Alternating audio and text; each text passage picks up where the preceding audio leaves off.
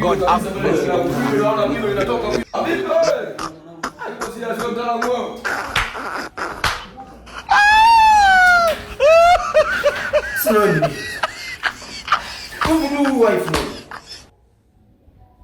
Mimi najuaje mwanangu? Wewe utanutani wako ndio usiku. Huyu hapa amekaa ni wife. Na huyu nani nikuja kushika wapi? Hao washikaji wote wanasikia mambo yako unaongea. Wewe unajua kama huyu ni wife?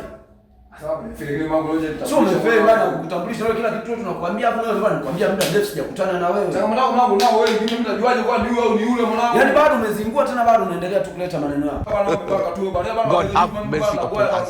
Ugonjwa mmoja na mimi niko vile vile msimamo wangu vile vile. Hakuna shule unaingia nayo sasa. Sasa mwanangu na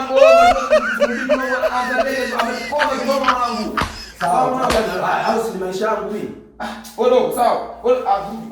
Sio nadamu. Vitu ni vyangu mimi ambavyo mimi vinanihusu mimi. Wewe unakufika hapa tu umefika mimi na shevu, uelewi chochote na kufanua mwanangu. Acha bado unaendelea tunao mambo yako. Wakati huo, mablaza wote wanasikia mimi kwa mimi na mama mimi naniweka kwenye wakati. Huyu sasa ndio shemeji yako, ambaye ndio wife wangu mimi. Unakuja unaongea mambo yako sio akina Angel, sio akina Ashura, sio nini? Pigo gani hizo sasa? Mwanangu hapo nimezingira bado kuzingua. Haya, eti mablaza. Mimi hapo kosa langu mimi nakuwa ni nini? Huyu ndo amezingua bwana. Yaani huyu wife kabisa. Kabisa anaona ni wife afu unafanya hivyo mwanangu. Obio. Sasa hivi kumtania mwenzi. God have mercy upon us. Sasa hapa tunaanza kujua siri ambazo tulikuwa tufahamu. Na isitoshe huyu ni doctor. Wewe mwanangu ni kichoni. Wewe ni kichoni. Tena kwanza hii nakuona mwezi.